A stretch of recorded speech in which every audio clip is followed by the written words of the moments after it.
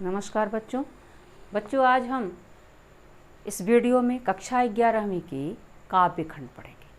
कक्षा 11वीं के आरोह भागे के काव्य खंड को आज हमें पढ़ेंगे, जिसमें आपका पहला जो पाठ है चैप्टर 1 उसमें कबीर के पद हैं। कबीर दास जी के विषय में हम जानेंगे कि कबीर दास जी निर्गुण भक्ति शाखा के जो निर्गुण भक्ति धारा है यानी भक्ति काल के कवि हैं। जैसा कि बोर्ड पर लिखा है, ये भक्ति काल के कवि हैं और भक्ति काल में दो धाराएं बनाई गई। अगर इतिहास को देखते हैं, साहित्य, हिंदी साहित्य को, तो निर्गुण भक्ति धारा और सगुण भक्ति धारा। निर्गुण भक्ति धारा निराकार ब्रह्म, जिसमें कोई आकार मूर्ति नहीं होती। सगुण भक्ति धारा क्या होती है? जिसमें साकार मूर्ति की पूजा, फोटो की पूजा, ना कोई आकार बना करके जो लोग पूजा पाठ करते हैं वो साकार ब्रह्म के उपासक होते हैं, और जो बिना मूर्ति के करते हैं वो निराकार ब्रह्म के उपासक। तो हमारे कबीर दास जी निराकार ब्रह्म के उपासक हैं। और इसमें भी दो पार्ट बन गए हैं, निर्गुण में भी ज्ञानाश्रय शाखा, प्रेमाश्रय शाखा। तो कवि जो कबीर दास जी है वो ज्ञानाश्रय, ज्ञान प्रदान करने वाली बातें, आध्यात्म से जुड़ने वाले, उपदेशात्मक। प्रेमाश्रय, अब इसमें दो कवि बनते हैं, संत कवि और सूफी कवि। तो जो प्रेमाश्रय शाखा के कवि होते हैं वो सूफी कवि होते हैं, सूफियाना मिजाज के होते हैं, वो भी आध्यात्म से जुड़ते हैं। और जो ज्ञानाश्रय शाखा के कवि होते हैं वो ज्ञान देते हैं।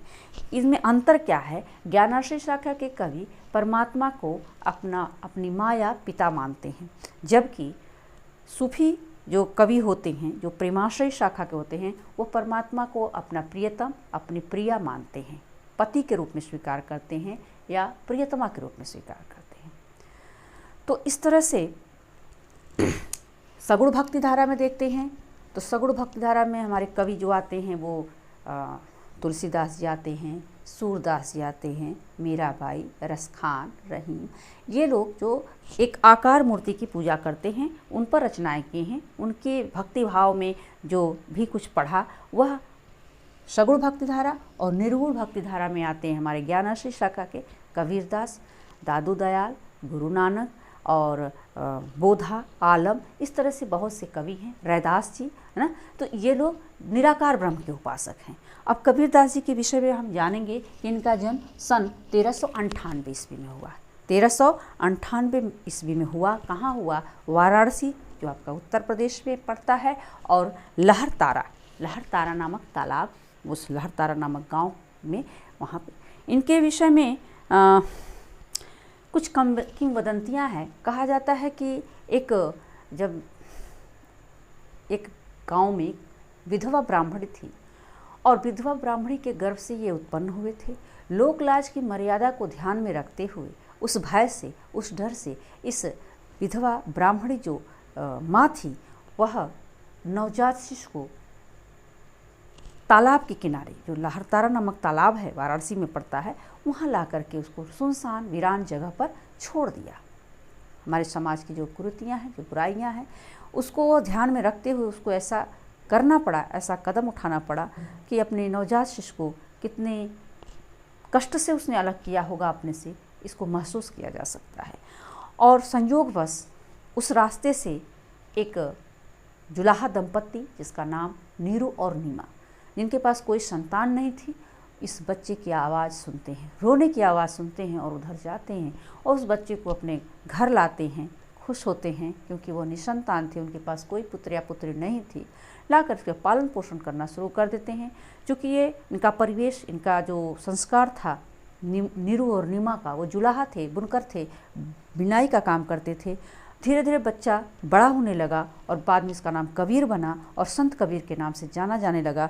यह अध्यात्म में ज़्यादा रुचि रखने वाले, अपने गृहस्थ जीवन में रहते हुए, अपने जो उनका पैतृक व्यवसाय था जुलाहा का, बुनकर का, वो करते हुए इनका विवाह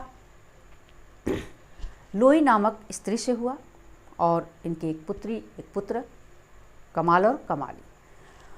इन्होंने भारत की भ्रमण किया और हर जगह के संस्कार, संस्कृति, लोकरीति, लोक कुरीति को देखा, जाना, पढ़ा, समझा। और बाद में ये संत समाज में एक अग्रणी भूमिका निभाने वाले संत शिरोमणि के रूप में जाने लगे। लोग इन्हें संत शिरोमणि के नाम से पुकारते थे। और ये वाक्पटु थे, बिना सोचे बिना झिझके अपनी बातों को लोगों के समक्ष रखते थे बेबाक तरीके से। और कहा जाता है कि इन्होंने अपने बारे में लिखा कि मैं पढ़े लिखे नहीं थे। कहते हैं बुक में दिया हुआ है, कोई प्रमाण विधिवत साक्षर किस विद्यालय से पढ़ा, किस गुरुकुल से पढ़ा, किस मदरसे से पढ़ा, ऐसा कुछ प्रमाण नहीं मिला है। और उन्होंने स्वयं लिखा है कि मसी कागज छुयो नहीं, कलम गही नहीं हाथ। यानी मसी कागज छुए, मस मीन्स स्याही, कागज मीन्स कागज, स्याही, कलम हाथ में पकड़ा नहीं। तो मैंने क्या नहीं किया, मैंने कलम और दावात को संपर्क नहीं किया, हाथ में किया। जब आप पढ़े लिखे आप लिखे तो आपकी ये कविताएं, ये रचनाएं, ये पद कहाँ से आ गए ना। इनका एक नाम है वीजक नामक संग्रह है इनका, क्या है, बीजक। और इसमें ये संग्रह है, आप अपने बुक में इसको देख सकते हैं। संग्रह में जिसमें साखी, सबद, रमैनी 3 रचनाएं इनकी मिलती हैं इस संग्रह में। एक का नाम है साखी, साखी यानी साक्षी, ये तद्भव शब्द है, साखी, शबद, रमैनी।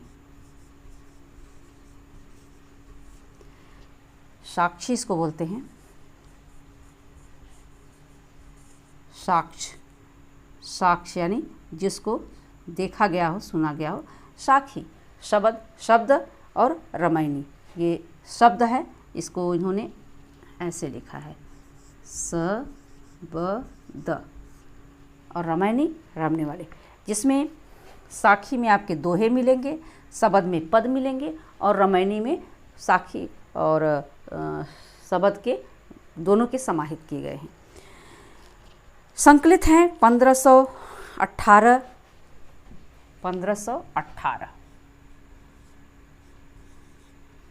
1398 और सन 1518 में क्या हो गया, इनकी मृत्यु हो गई। अब मृत्यु कहाँ हुई, मृत्यु इनकी हुई बस्ती के पास एक गांव है मगहर। लोगों की धारणा थी कि काशी में मरने से मुक्ति प्राप्त होती है। इन्होंने उस धारणा को बदला, उन्होंने कहा कि नहीं, मैं काशी में मेरी मृत्यु नहीं हुई। अपने जीवन के अंत समय में मगहर चले गए और मगहर को पवित्र बनाया। वहाँ पर इनके नाम से एक आश्रम है, कुटिया है। और ये बेबाक बोलने वालों में से, इसलिए इन्हें हजारी प्रसाद द्विवेदी ने वाड़ी का डिक्टेटर कहा। वाड़ी का डिक्टेटर यानी वाड़ी का तानाशाह जिसको बोलते हैं, डिक्टेटरशिप, अपनी बातों को रखना। इनकी भाषा कैसी है, पंचमेल खिचड़ी है, उसमें ब्रज भी है, उसमें राजस्थानी भी है, उसमें अवधी भी है, उसमें तत्भव है, तत्सम है, फारसी है, यानी सभी भाषाओं को समाहित कर लिया है। और उसमें अपनी लिखा तो नहीं, भाषा को बोला, पढ़ा, और उनके शिष्यों ने इसको छापा है। कबीर के जीवन के बारे में अनेक किंवदंतियाँ प्रचलित हैं। उन्होंने अपनी विभिन्न कविताओं में खुद को काशी का जुलाहा कहा है। कबीर की विधिवत साक्षर होने का कोई प्रमाण नहीं मिला है।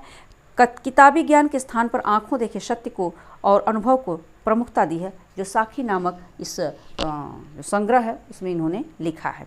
वे कर्मकांड और वेद विचार के विरोधी थे तथा जात पात भेद, वर्ण भेद और संप्रदाय भेद के स्थान पर प्रेम, सद्भाव और समानता का समर्थन करते थे। यानी जो सांप्रदायिक भेदभाव है, जातिगत भेदभाव है, धार्मिक भेदभाव है, इसके बिल्कुल खिलाफ। और जो साक्ष्य देखा, किताब से कोई अध्ययन नहीं किया, बुक में क्या लिखा है, लेकिन जो देखा वो प्रमाणित रूप में देखा, समझा, अनुभव किया और अपने दोहों में उन्होंने लिख दिया।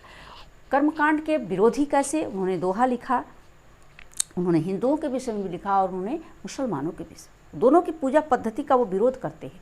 क्या विरोध करते हैं, दोहा आपने पढ़ा होगा।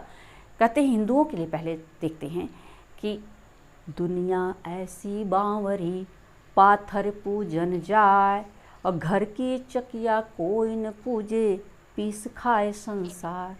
यानी दुनिया पागल है,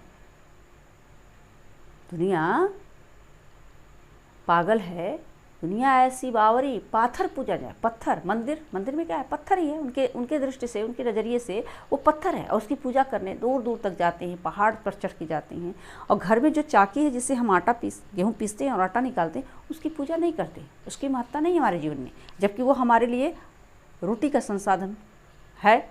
आटा निकलता है उससे, पीसते हैं तो, और वो हमें हमारे भूख को शांत करता है। तो मूर्ख है उनकी दृष्टि से। दूसरा क्या है, ये वो कर्मकांड के विरोधी हैं। जब माला, छापा, तिलक, तो ये सब दिखावा, कर्मकांड, ढोंग ढकोसला, आडंबर, वाह आडंबर के खिलाफ करते हैं। मुसलमानों के लिए भी एक दोहा उन्होंने लिख दिया कि कांकर पाथर जोड़ के, कांकर पाथर जोड़ के मस्जिद लय बनाए, ता चढ़ मुल्ला बाग दे क्या बहरा हुआ खुदा। यानी कंकर और पत्थर जोड़ करके बहुत ऊंचे ऊंचे मस्जिद बना लिए, और उसमें जा कर के मुल्ला कौन, मुस्लिम धर्म के लोग, मुसलमान, वो क्या करते हैं, बाग देते हैं। बाग यानी चिल्लाते हैं लाउड स्पीकर में लगाकर, तेज तेज आवाज़ में। तो उनका कहना है क्या तुम धीमे से, मन से अपने ईश्वर की प्रार्थना स्तुति करोगे तो क्या वह नहीं सुनेगा? क्या तुम्हारा ईश्वर, अल्लाह, खुदा जो गॉड है, वो क्या बहरा हो गया है? तेज से चिल्लाओगे तभी सुनेगा?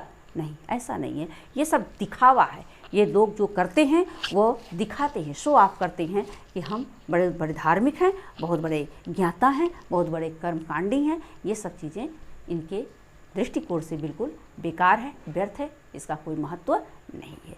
पहले पद में इन्होंने क्या बताया है कि कबीर, यानी कबीर, संत कबीर ने परमात्मा को सृष्टि के कण-कण में देखा है।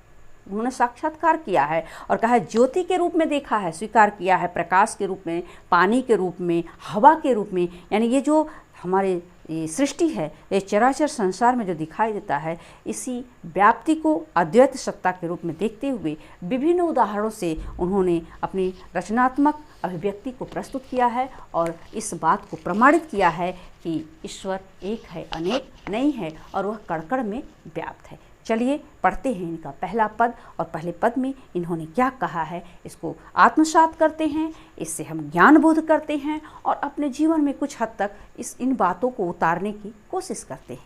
ये हमारे जीवन में कितना फलदायी है, कितना शुभदायी है, कितना सुखदायी है।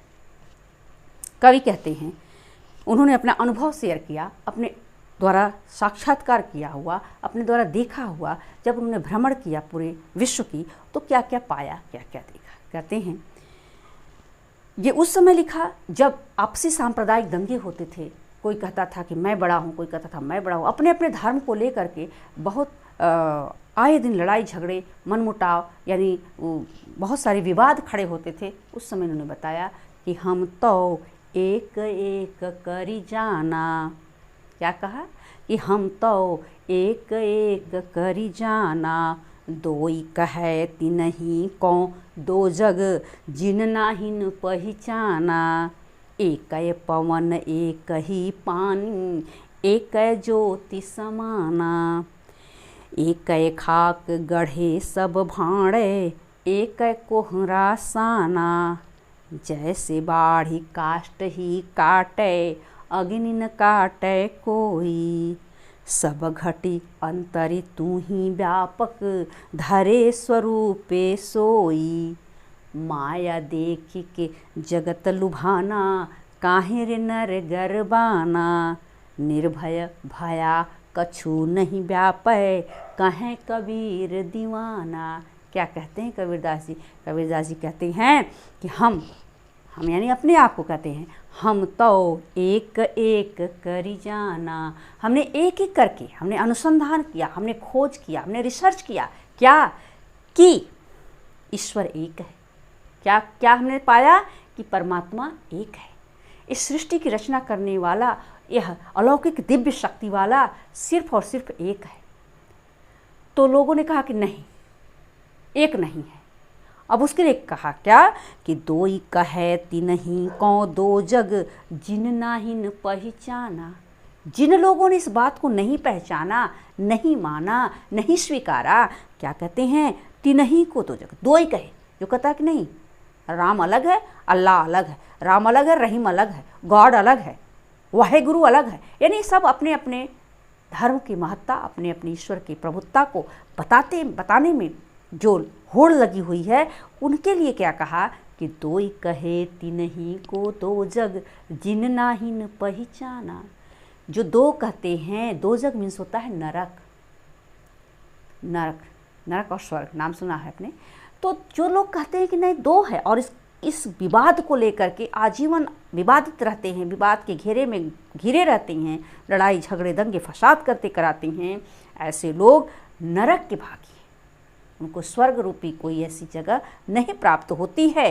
जो लोग ईश्वर को पहचानते नहीं हैं, जानते नहीं हैं, क्योंकि मैंने तो पहचान लिया है, मैंने तो जान लिया है कि ईश्वर एक है। और उन्होंने प्रमाणित किया, कैसे एक है, प्रश्न किया कि फिर चलिए बताइए आप, ये ईश्वर एक है तो कैसे है। तब उन्होंने क्या बताया, इन लाइनों से हम जानेंगे। तीसरी लाइन क्या कहती, एक कय पवन एक ही पानी, एक कय को एक कय ज्योति समाना। उदाहरण दिया प्रकृति से, प्रकृति में क्या क्या चीज़ें विद्यमान हैं और वह कितनी हैं, उनकी संख्या भी बताया। एक है पवन, हवा एक ही है, उसमें कोई भेदभाव नहीं है, अलग नहीं है। वो हिंदू को भी हवा का अनुभव होता है, मुसलमान को भी होता है, ईसाई को भी होता है, जैन को भी होता है, पारसी को भी होता है, सिख को होता है। जितने भी धर्म संप्रदाय जाति के लोग निवास करते हैं, चर अचर सजीव निर्जीव, सब में हवा का जो एहसास होता है, हवा को जो अनुभव किया जाता है, जो ऑक्सीजन है, जो प्राणवायु है, वो सब में विद्यमान है। इसलिए इन्होंने प्रूफ किया कि एक ही पवन है, एक ही हवा है। दूसरा क्या, पानी, पानी भी एक है। ये हवा पानी जो है एक वचन में आते हैं, हमेशा एक वचन में रहते हैं। तो एक है पवन, पवन यानी हवा, पानी यानी पानी, नीर, तोय, अम्बु, जो भी आप कहेंगे।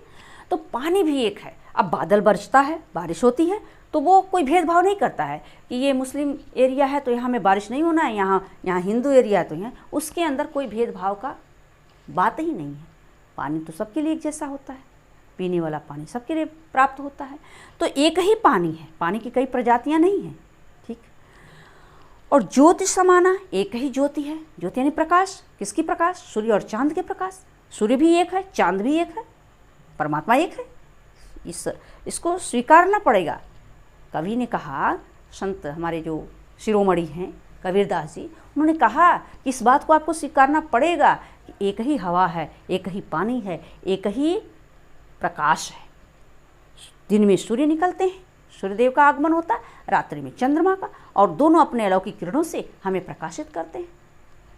अच्छा, अब दूसरी बार क्या हुआ, ये तो माना। अब क्या करते हैं, हम मनुष्यों के लिए बताया, हम मनुष्य का जो सृष्टि का जो रचना करने वाला है, इसमें बहुत भेदभाव है। हाँ, तो उन्होंने कहा क्या कि एक कय खाक गढ़े सब भाड़े, एक कोहरा साना। अब उदाहरण दिया, कोहरा मीन्स कुम्हार, कुंभकार, जो मिट्टी के बर्तन बनाते हैं, पॉटरी आप बोलते हैं मिट्टी के बर्तन बनाने वाले को इंग्लिश में। तो कह रहे हैं कि कोहरा साना, जिस प्रकार, उदाहरण दिया फॉर एग्जाम्पल कि जिस प्रकार कुम्हार जो है एक ही मिट्टी से एक एक खाक गढ़े सब भाड़े। खाक मीन्स मिट्टी, भाड़े मीन्स बर्तन।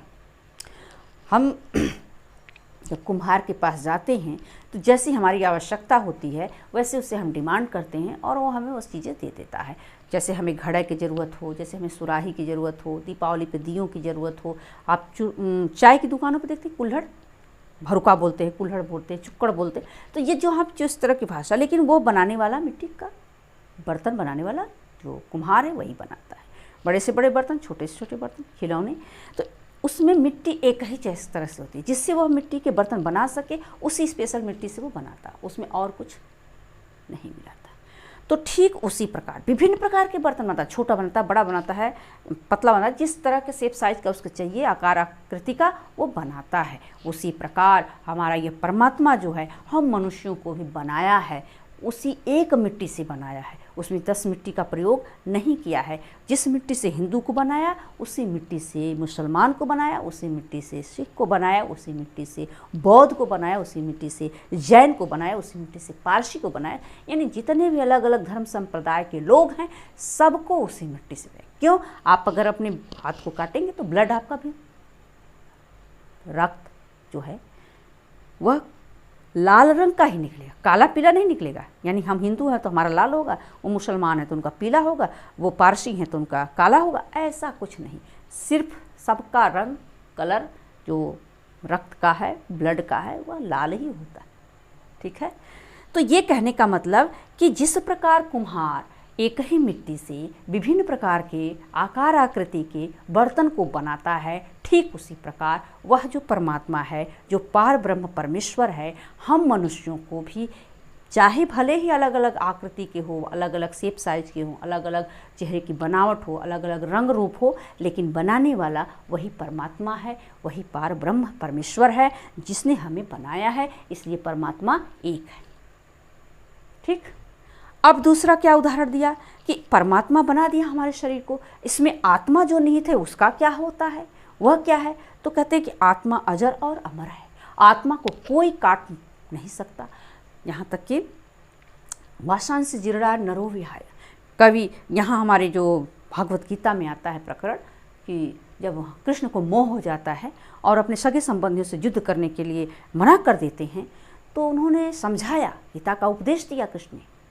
उपदेश में कहा यह शरीर नश्वर है, यह शरीर, इस शरीर को मिटाया जा सकता है लेकिन इसमें निहित आत्मा को नहीं मिटाया जा सकता है। ना तो इसको पानी गला सकता है, ना तो इसको धूप सुखा सकता है, ना तो आग इसे जला सकता है। यह शरीर तो जिस प्रकार हम पुराने वस्त्र को त्याग करके नए वस्त्र को धारण करते हैं, उसी तरह यह आत्मा जो है इस पुराने शरीर को छोड़ करके दूसरे शरीर में प्रवेश कर जाती है।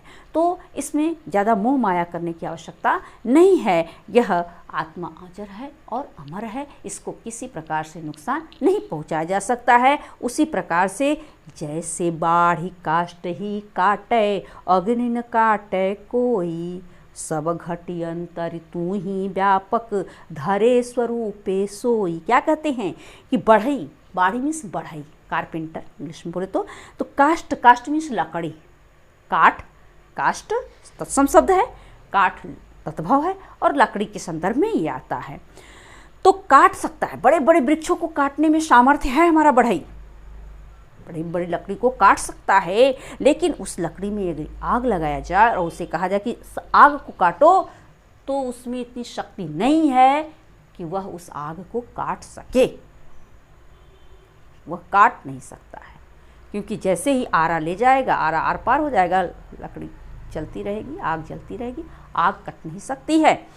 उसी प्रकार यह शरीर को नुकसान पहुंचाया जा सकता है, लेकिन इसमें निहित जो आत्मा है उसको नुकसान नहीं पहुंचाया जा सकता है, उसको क्षत विक्षत नहीं किया जा सकता है। इसलिए ईश्वर सब घटी अंतर तू ही व्यापक, धरे स्वरूप से परमात्मा प्रत्येक घट घट में हृदय, प्रत्येक प्राणी के हृदय में वह निवास करता है। चाहे भले ही वो विभिन्न प्रकार के स्वरूप धारण कर ले, लेकिन परमात्मा सबके हृदय में निवास करता है। ठीक। आगे क्या कहते हैं, इतना सब कुछ जानने के बाद जो मनुष्य फिर भी नहीं समझता है, फिर भी अपने मार्ग से विचलित हो जाता है, जो उसकी नैतिकता के गुण है उसमें कहीं ना कहीं दुर्विचार और दुर्भावनाएं व्याप्त हो जाती हैं, वह गुण समाप्त होते हुए दिखते हैं। उसके विषय में कहा कि माया देखी के जगत लुभाना, काहिर नर गरबाना, निर्भय भया कछु नहीं व्यापै, कहे कबीर दीवाना। क्या कहते हैं, समझा रहे हैं, इन मनुष्यों को उपदेश दे रहे हैं जो अपने मार्ग से विचलित है, जो भ्रमित हैं, ये मोह माया के मकड़ जाल में फंसे हुए हैं, ये भवसागर से उबर नहीं पा रहे हैं। उनको समझाते हुए उन्होंने कहा कि माया देख, माया क्या है? धन, धन दौलत को देख करके जगत लुभाना, जगत यानी संसार में रहने वाले लोग, जगत में संसार, संसार क्या है? इसमें निवास करने वाले लोग, मतलब मनुष्य के संदर्भ में कहते हैं लुभाना। लोभित क्यों हो रहे हो? लोभ लालच का भाव तुम्हारे मन में क्यों आ रहा है? काहे रे नर गर्वाना, लोभ मोह में फंस करके तुम अपने आप पर गर्व कर रहे हो। गर्व करने की आवश्यकता नहीं है। काहे रे नर, प्रश्न कर रहे हैं, क्यों क्यों अभिमान में चूर हो, क्यों इतना अपने आप में अहंकारी हो रहे हो, क्यों घमंड से भरे हुए हो? यह सब कुछ क्षणिक है, क्षण मात्र के लिए है। यह मान प्रतिष्ठा, नेम फेम, शोहरत, ये सब कुछ नहीं, ये सब क्षणिक है, एक दिन समाप्त हो जाना है। तो तुम किसी के दबाव में, किसी के डर में, किसी के लालच में, लोभ में आकर के कोई अनैतिक कार्य मत करो। ये उपदेश दे रहे हैं, सीख दे रहे हैं हम मनुष्यों के लिए कि हमें अपने सत्य के मार्ग पर ही चलते रहना चाहिए, सत्य मार्ग को छोड़ना नहीं चाहिए। कहा गया है, अरण्यकोपनिषद में कहा गया है कि सत्यमेव जयते, ये स्लोगन लिया गया है, हमारे राष्ट्रीय स्लोगन है ये कि सत्यमेव जयते, सत्य की ही जीत होती।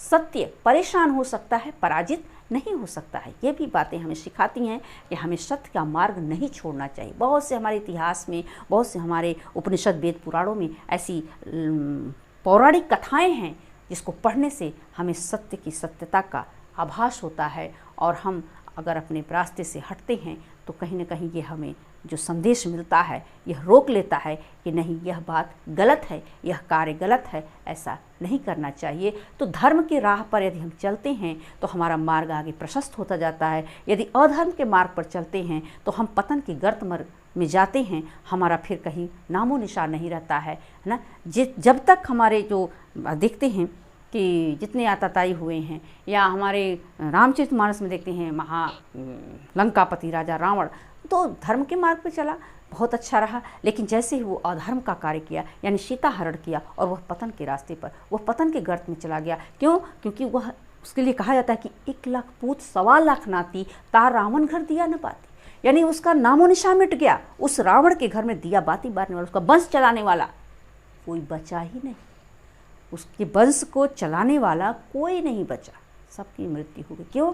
क्योंकि वह अधर्म के मार्ग पर चलने लगा, धर्म का साथ छोड़ दिया, और जहाँ धर्म का साथ छूटा वहाँ सारी चीज़ें समाप्त हो गई। तो कवि हमारे कबीरदास भी यही कह रहे हैं कि लोभ मोह में, लालच में फंस करके हमें अपने धर्म के मार्ग से विचलित नहीं होना चाहिए, हमें अपने सत्य के मार्ग को नहीं छोड़ना चाहिए, सत्य के रास्ते पर चलना चाहिए। और इसीलिए जब आप सत्य के मार्ग पर चलेंगे तो आप बिल्कुल निडर और निर्भीक हो जाएंगे। आपको किसी से भय खाने की आवश्यकता नहीं है, किसी के दबाव में आने की आवश्यकता नहीं है। और इसलिए इन्होंने 2 टूक शब्दों में कहा कि निर्भय भाया कछु नहीं व्यापै, कहे कबीर दीवाना। निर्भय होकर के जब आपके मन में कुछ भी व्याप्त नहीं होगा, कोई डर, कोई भय, कोई दबाव, कोई लोभ, लालच, मोह, माया जैसे इस तरह के शब्द आपके मन में, मस्तिष्क में नहीं रहेंगे, तो आप निडर हो जाएंगे। और निडर होकर के जो भी सत्य बातें होंगी आप कहेंगे। क्यों? क्योंकि मैं ऐसा ही करता हूँ, मुझे किसी प्रकार की कोई डर नहीं है, कोई भय नहीं है, कोई लोभ नहीं है, कोई लालच नहीं है, मुझे कोई प्रलोभन दे मैं उससे विचलित होने वाला नहीं हूँ, और मैं सिर्फ दीवाना हूँ। किसका दीवाना? कबीरदास जी अपने आप को दीवाना प्रस्तुत करते हैं। किसका दीवाना? परमात्मा का दीवाना, ईश्वर का दीवाना। ईश्वर की सत्ता को अपने विश्वास करते हुए अपने जीवन में अपनाते हुए उन्होंने किसी की परवाह नहीं की, इसीलिए इनको वाणी का डिक्टेटर कहा गया। हजारी प्रसाद द्विवेदी जी ने विवश होकर के इनको ये कहना पड़ा कि कबीरदास वाणी के डिक्टेटर हैं, किसी के पक्ष में नहीं, किसी के विपक्ष में नहीं, अपने सत्य के मार्ग पर चलते हुए इतनी मान प्रतिष्ठा पाई कि अनंत काल तक इनका यह जो नाम है वह जीवित रहेगा, और आने वाली पीढ़ियाँ इनके बताए गए मार्ग का अनुसरण करेंगी और करती रहेंगी। तो हमें भी निर्भीक होकर के अपने जीवन में आगे बढ़ते रहना है, अपने कर्म क्षेत्र में आगे बढ़ते रहना है, अपना जो सत्य का मार्ग है उसमें आगे बढ़ते रहना है। कभी असत्य का सहारा नहीं लेना है, कभी अधर्म का सहारा नहीं लेना है। तो बच्चों, ये पाठ आपको बहुत अच्छे से समझ में आ गई होगी, मुझे पूरी उम्मीद है। आप इसको अच्छे से पढ़िए, मन से पढ़िए, जिससे आपका जो भी डाउट है, परेशानी है वो दूर हो जाए। यदि कहीं से कोई डाउट होता भी है तो आप कमेंट सेक्शन में जा कर के कमेंट करिएगा, हमको अवगत कराइएगा। तब तक के लिए धन्यवाद, मिलेंगे अगले वीडियो में।